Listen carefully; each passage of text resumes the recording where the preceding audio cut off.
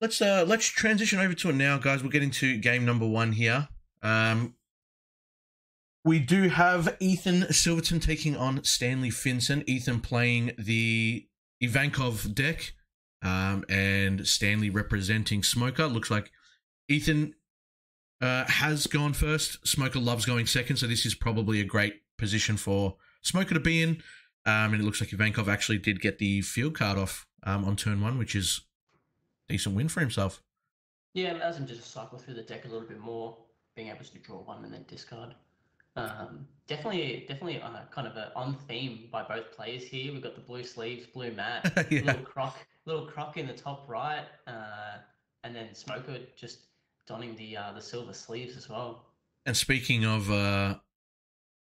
the theme here, looks like Ethan's representing his winner Dons, showing off, that maybe he's been able to kind of take out a couple of events with this deck. He's got the Altart lead. He's got the Altart buggy as well. And Stanley not actually playing anything on turn one. No blocker, obviously dependent if he does run any blockers. But yeah, as Smoke, obviously you do want to go second. It helps you with your curve, but not being able to use anything unless he's maybe got a Shockwave in hand. He's just anticipating that his opponent might play something, which could be quite big brain, but nothing as of yet going on. But it looks like Ethan is going to play down the Doffy and rearrange. Yeah, I haven't played much Ivankov or into it that much either, but based on both of the decks, I would say that blue kind of has a pretty strong advantage here into Smoker, purely because they've got a lot of high cost cards that they want to play, and they're able to spam the board out pretty quickly and go pretty wide with a lot of these 7Ks with the combination of Ivankov and Luffy. I guess the drawback of Ivankov into Smoker off the top of my head would be that Smoker plays a lot of high power cards as well, which can be a little bit more difficult as your hand size starts dwindling to kind of protect yourself. So it'll really depend on who can kind of gain control of the board early enough that they can kind of pressure the opponent a little bit more. Yep. And yeah, Kuzan coming down for Smoker. And this card is just, it needs to be answered almost immediately. Like we see how strong some of the black cards are in Smoker and just how much they rely on low cost kind of cards being on the field. And Kuzan is just a turn two, if you're going second kind of way to just get everything online. You can just start KOing high cost cards and through the combination of some of your other effects, and it just really can change the state. Yeah, and that's the thing. Obviously, there's so many good forecasts for Smoker to run, and it's always that choice of which one do I put down. What do I want to kind of control my opponent's board with? Obviously, like you said, the Kuzan has the -4 when it swings, in terms of the cost, and then obviously you've got the Borsellino as well. That turns into a 6K blocker that can't be KO'd by effects. And it just ends up being, so many good things that you can kind of do. And it looks like there, Ivankov is going to bounce back to Kuzan. Speaking of what you said, Ryan, he's kind of playing this out perfectly now. He's got the Doffy that swung in, leader swing as well, and then he's just been able to use the event card to actually bounce back the Kuzan. And now Stanley in a little bit of a sticky position. He hasn't really put in any pressure in here. His Kuzan is now off the board. He's sitting at 6 Don. And he's got nothing kind of on the board. Obviously the Kuzan, the longer it sits, the better it gets because it just minuses, like I said, 4 to anything. He'd be able to obviously get his leader effect as well. And it looks like Stanley's just going to attach to, I would assume he's going to activate main to neg the Doffy, letting it sit on 2 as well. So he did actually combo the Kobe on, I think it was the first turn that Ethan could swing. Probably regret that a little bit now that he could have got rid of the Doffy on that, but he's going to swing into it with his leader, get rid of it, and then play the Kuzan back, drawing another card, and that's his turn done. So, and going back to Ivankov's previous turn, he was able to remove the board, put a little pressure on life, and getting these cards out of hand is just kind of pushing his game state forward. It's what he wants to be doing. He wants to get to that low 2 to 3 cards in hand and get a lot of his effects online. Yeah, and now just obviously Ivankov filtering through nice and early. Like I said, he got the field card off, obviously turn one, so he's just able to kind of draw and then discard stuff that he feels that it's dead. Mm. And that's the power of this deck, right? It's able to kind of swap in, swap out, Yeah, and we'll really see just Ivankov here. 100%. He's tapped out everything. Oh no, Oh, he's going to go okay. for the bounce again. So just really dealing with that Kuzan. The only effect that it's been able to do now since it's been played, plays it twice and then draws two cards. But hasn't been able to swing with it. Hasn't been able to get the -4 on it. And he's just now going back to 8 Don. A stack of cards in hand. I think this is one of the biggest smoker hands that I've seen in quite a while. Mm. It's going to be interesting what he decides to do here with the 8. Yeah, and we don't really see this kind of starter deck, Duffy, in many of the blue decks anymore. Obviously, bouncing a 7 or less back to hand uh, in kind of the starter deck format was really good. But now when you've got so many kind of cards that have really strong effects and still have counter power, you don't really want to be giving your opponent counter power back into hand and give them the option to play these cards. People were generally opting for cards that would go to the bottom of the deck instead. But Ivankov's still finding use for this card here in today's meta, and just being able to establish a 7k on the field. Well, great against Smoker, right? Because Smoker plays so many cards that doesn't have combo power. Oh, wow. It's the Boa blocker from the starter deck as Yeah, well. wow. And Kuzan comes down for a third time. Do you think we're going to see it bounced or spun I on mean, the deck again? something's going to happen to it. I mean, Ethan's sitting super, super comfortable on Ivankov, and now tapping out the last 3, going to be able to play the Kobe, get rid of the Boa. Just something that you didn't really want to do, I guess, right? Because of the fact that it did hit it off life and he got to play it. Now you're forced to use that Kobe to get rid of that, whereas you probably want to use Kobe later on. Let's say Kuzan swings, -4 off the Doffy, and then uses the Kobe to get rid of it. You're kind of put in this position where that wasn't your ideal play, but because your opponent hit it off life and gets that extra body on the board, you're already feeling the pressure and you're almost forced to start trying to deal with this board. And now, going back to Ethan's turn, it's going to be super interesting to see if Kuzan finally does actually stick here. Yeah, another card that can kind of bounce it at this point, like a Mihawk or even establishing the 7-drop Ivankov here would be really powerful. We've seen Ethan just kind of be in control of this game from the get-go. He's obviously very well established with the matchup. And like you said, like Smoker's hand is huge for a Smoker deck, basically. It'd be interesting to see whether he has the 10-drop Kuzan in hand, and how much that can kind of help to bring him back into this game. Obviously, being a pretty powerful card, it can't be spun by a lot of the effects in Ivankov, which is good. And it's able to just kind of put pressure on some of these 7Ks that Ivankov wants to play. She's going to pay 7 for another one. He's not having it. He knows that Kuzan puts in so much work, and that is 3 times in 3 turns.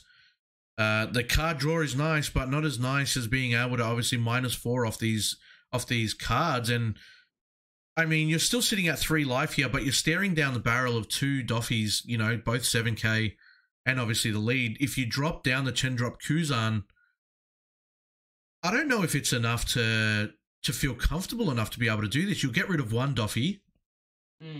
But it allows the next turn for everything to be -5 as well, which just makes it that little bit easier to get the removal. Obviously, Smoker's been through a couple of Kobe's now, which is some of your best kind of low-cost removal for pretty cheap. Yep. And yeah, I think Ethan's in a comfortable position, and Smoker's probably feeling a little bit on the back foot here at this point. Just placed by body language as well. Yeah, well, that's exactly it. And I think now, like, if he does have Sakazuki, it might not be too bad of a play. He's actually opting to put 1 into Kobe and swing for 5, so he's starting to kind of put some pressure on instead. Yeah, and when your opponent only has 2 or 3 cards in hand, you just feel obligated for these like kind of low attacks. But yeah, just as we see with Ivankov, it can be a bit of a double-edged sword here when they do have the counter power. Yep. Just to be able to get out of these attacks, and nice. Yeah, we see Tashigi coming down. Yeah, going to be able to rest it to obviously give. I think it's -2 or 3 to one of his one of his characters. If he puts a Don under leader, he'll be able to neg it one more. But it I looks think we're like, just going to see a Sakazuki here for yeah, 6. I think that's probably the ideal play. And he's already put it to the drop. He knows it's Yeah. coming. And then, yeah, you kind of have to here. But, so much resource investment to obviously get rid of that. He's now had to get rid of a card. He's now got Tashigi on the field. And that's going to probably get cleared up straight away. I'd be shocked if he doesn't swing into it. Just to kind of clear his board again. Take out the Kobe, take out the Tashigi. And he's going to go for the buggy to rearrange again. I mean, Smoker just -3 from hand for that play, just to remove kind of one of those 7-cost Doffy, which it just really, it kind of shows you that the power of those high-cost cards that Ivankov wants to play, that are just a little bit out of reach for Smoker to comfortably remove. And yeah, he does actually end up finding, obviously, the 7. Pretty happy with that. Yeah, just rearranging.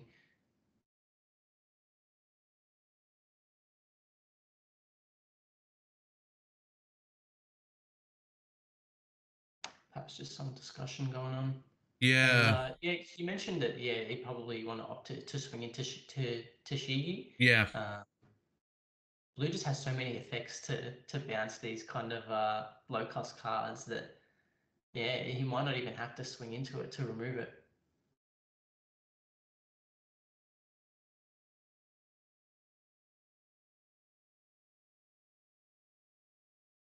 And Smoke's hand's starting to dwindle a little bit more here. And that's the thing now, like, the whole thing about Smoker is controlling the board, right? Like, you want to make sure that you've got bodies on the board that are able to kind of neg this, neg that, but able to put in some impact and swing. Because a lot of cards do have, like, on play neg this or on play KO this, and there you go. He's getting rid of the Tashigi first. He's going to play. Wow. Ooh. Yeah. And like we spoke about, a couple of turns ago, Ivankov is working with such a small hand, and we've already seen the Ivankov alt-art get revealed. So Smoker is fully aware of the cards in Ivankov's hand. Yeah. Not Invoker. Ivankov. Yeah. That he's just aware of, how much attack can deal damage. But how do you answer this board here at this point? Well, that's the thing. He's just in control right now, isn't he? Yeah, they're just too high of a cost to get touched, and they've got such a high kind of attack power that they're in really strong numbers of being 7 and 9.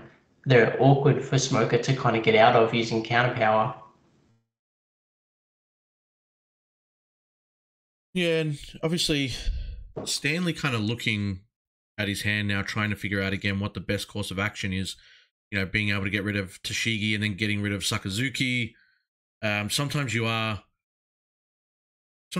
worried about, putting them back to your opponent's hand. And now it's just kind of like, I think he's not really too worried about, Sakazuki going back in, then your opponent has to discard another card. You've got nothing on the board so far that's going to be affected by the 5 or less. Even if the leader does obviously get 1 Don underneath, it'll go down to 6, but it looks like he's just going to tap 10 and play the SCR here, or the secret. And there it is. Kuzan comes down. He's going to be able to KO anything that he... Yeah, and just not getting a great deal of value there, removing the buggy. Interesting.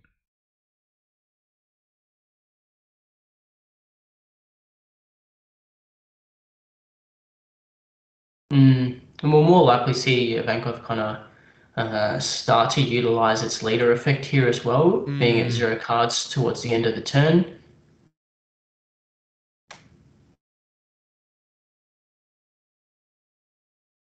And yeah, that's the downside, obviously, of Kuzan itself, right? Like, he has that, like you said, the 7, 9. Now he's got the 4, but just Ivankov being able to play the 4-cost blocker Still has 3 Don available. He's got a 7k. He's got a 9k. Yeah, he's got his leader swing if he wants to as well. Just still being able to put on this pressure. 5 cards in Smoker's hand. Probably going to end up taking another life or 2 here, I would imagine. And he's going to swing 7 with lead. And Stanley going through his hand here, trying to see how he's going to get out of it. And 7 is that annoying number, isn't it? It's like you have to have a 2k and then a 1k. You know, you overcommit if you've only got 2Ks in hand. Always a spot where they don't want to be, and there's 8K, and that's the 4th Kobe now. So if you're Ethan, you know he doesn't have that in hand, and Kobe would have been an absolutely amazing card for next turn, considering that Kuzan's already on the field. Yeah, and just able to put that pressure on, game down to 1, which is a comfortable place to be in for Ivankov now. We've got so many high-cost attackers that the following turn, with that kind of Don separation, we can really put a lot of pressure on. It's quite interesting here now. It all depends on what Stanley's going to do, because you have to get rid of Mihawk and Doffy. The problem is there's still a blocker on field. It is a 0 cost, so he's able to get rid of it, but not with Kobe. I'm not sure if there's much other options for Stanley to really play cheap, effective options to kind of get rid of this blocker that's kind of sitting there, and that's going to be annoying because the Kuzan can then kind of swing into Doffy or Mihawk, and then you can kind of start putting on the pressure with like your leader trying to get rid of the other cards. 2 cards left in Ethan's hand, knowing that he probably doesn't have too much combo power. There's no Don available for him to use events either. And it's going to bring his leader to 7. Of course, there is already a character with 0 on it. But yeah, going to be interesting now. I mean, you kind of think to yourself, you know, even though leader is 7 and he's probably going to swing into the Doffy to try and kind of remove it from the board. You just block, or maybe if he has a 1k combo in hand, and he does, like there's the buggy, and it's like it's not really a big investment from Ethan. You know, these Ivankov players thrive getting down to like 0 cards in hand, so that way they can just, you know, draw back up. Yeah, and there's just so much, like, what I feel like RNG involved with Ivankov, but we just see how expertly he's able to maneuver that low hand size to maintain a high life, a really powerful board. And we're just seeing kind of the power of Ivankov here. Another Sakazuki, which you don't really mind. Like, he removes 1 card, but there's 2 cards out of his hand as well, just to remove these blockers. And sure, this Kuzan clears up what we'll assume to be the Mihawk, because you know that he's got no cards in hand, but 2 7Ks still comfortably live through the turn. Absolutely. And now you're in a very, very tough spot if you're Stanley. It all depends. He's got 2 Don open. He can still Shockwave if he wants to, which is not really going to do too much for him. But from that turn, you know, you had Kobe, leader, Sakazuki, and also Kuzan. You got rid of 1 blocker, and then also the Mihawk. For all that investment, he lost a card from hand. He swung in 3 times. Used 8 Don, and you know, as Ethan, you're pretty happy with the result that you ended up pulling out. So and now you just need two attacks to connect out of 3. Absolutely. And you know, Ethan does obviously have that availability to kind of put these Don underneath if he really wants to and go very strong. There's no blockers on the side of Stanley. Does have 2 Don available, like I mentioned, and you're looking at it now. I think that's 4 Don that he's putting underneath leader to go for 9k, and it's a pretty tough one to kind of get out of. Yeah, we could see a 9 and then followed by 2 10Ks. All those attacks are just going to be requiring at least 2 cards, whether that's a Shockwave and another card, or just some kind of combination of counters. Like that's going to be, you know, 3 cards if you start getting into 2Ks and 1Ks at a minimum.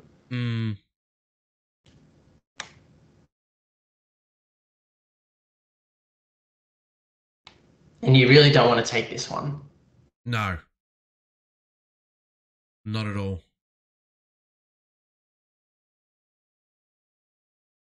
The problem is, that's swinging for 9, and then let's say he's got 6 Don left available here.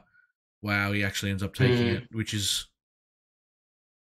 Now, do you just probably just slap on the 6 Don, right, to Doffy or Ivankov and then just swing with it? Yeah, I'd probably personally swing 7 first and then 13. But he's opted to swing 9. Yeah. Get some more cards out of hand. Playing it a bit more safe, Force the shockwave out here. Yeah. And 1 extra card.